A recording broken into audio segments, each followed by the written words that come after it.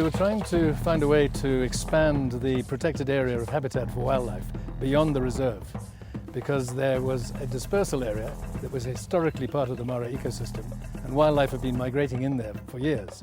Now, with the increased human population, increased settlement, subdivision of land, fencing, alternative land use, the habitat for wildlife was disappearing rapidly. That was the first reason, was to try and expand the area of protected habitat. Secondly, the Maasai people who owned the land were not really benefiting from tourism. They'd been bypassed. They were really just sort of onlookers as the minibuses came in from all directions. Maybe some of them could be employed as tribal dancers or as askaris, but they weren't really participating greatly in tourism. In recent years, a guiding school was set up in order to train the Maasai to fit them to be guides in the reserve for visiting tourists. And we felt that by expanding into the conservancies, which were on land leased from the Maasai, we would be able to create jobs for the local people. And that indeed is what has happened. So that the Maasai had a twofold positive benefit from the conservancies. Firstly, rent from the land that they put into the conservancies, and secondly, employment opportunities as guides and drivers and as staff in the camps and as rangers in the conservancies. I actually feel very much proud that I come from this area and I'm enjoying being part of the tribe and actually sharing the pleasure and the knowledge about all the wildlife within this area. And it's a great opportunity for me and for anyone who comes here to enjoy watching all the wildlife in the very exclusive setup, whereby you can have a variety of all different wildlife species in their very natural setting and in undisturbed state. The Conservancies created a new tourism product that enhanced the tourism offering that Kenya has compared with other countries with whom we are competing. You know, in Southern Africa, Botswana, South Africa, and other countries, Tanzania as well. Our conservancies offer a very exclusive wilderness opportunity so that visitors are able to see the animals without many other vehicles being present. And at the same time, the wildlife numbers have increased significantly. We have 150 lions in the 100,000 acres that form Olari, Motoroki, Nabosho and Olkinye conservancies, and Mara North Conservancy was set up to the north of the reserve as well, which has significant populations of lions and other animals. It's also created a safe haven for threatened and endangered wildlife. We have large herds of elephant within the conservancies now. And so for the tourist visitor, they're seeing wildlife in their natural setting, without other people present, and with excellent guiding from the Maasai guides who live here, whose land it is.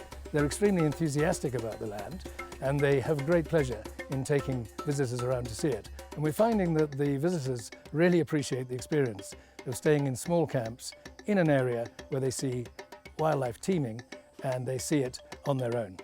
On our way over, we saw almost every animal that we had hoped to see, and we saw it in the first couple of hours. We saw a herd of 27 elephants. It was just amazing. The number one thing on our bucket list to do was to go on safari, and so why not on our honeymoon? Yeah, and doing research and through speaking with people, Kenya was the number one country to come and see it. Those of us who've been engaged in tourism for many years are very, very sad to see the way in which it's declined in recent times, and we would all like to see it get back to where it should be.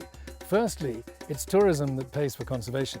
Without tourism, the national parks and reserves and the conservancies would have little chance of continuing, because the money to pay for them comes almost totally from the tourist visitors who are paying park fees and who are paying to stay in the camps and lodges and who are creating the employment by doing so. So we really need the tourism to help conservation. We also need tourism as an important sector of our economy. Kenya has built up a tourist industry over the years, and many other countries are using tourism as an important part of their economy. We have great attractions here. We have fantastic natural resources, beautiful landscape, we have people who are naturally hospitable, and we are not a very long way away from our key source markets. So we have many airlines flying into Nairobi, and we need to see tourism back, so that we can keep our conservation going, and we can also create jobs and opportunities for Kenyans, and we can also see tourism acting in the way it does as a multiplier for the economy. Now, the first thing we need to do is to see our security addressed. The overseas visitors have a perception that Kenya is dangerous, and we need to address that because, as we all know, terrorism is a global threat. We can list many countries and many capital cities in the world where there have been terrorist attacks and where people have suffered as a result. In Kenya, we know that there are certain areas along the borders, the northern and eastern borders, where there is a security threat.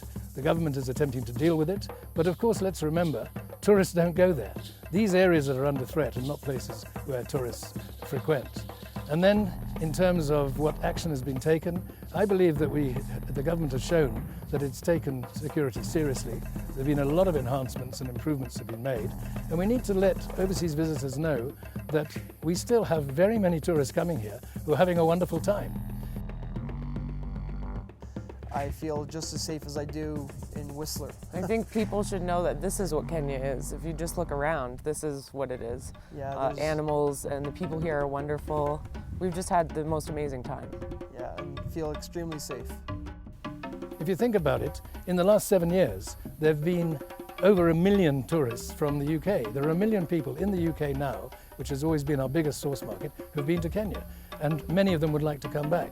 We need to remind the overseas visitors that there is no advisory against flying to Nairobi and going on safari. And the thousands of visitors who are currently coming can attest to the fact that they felt very safe when they were on safari, they felt very well looked after, and that they all say there's no reason at all for other visitors not to come.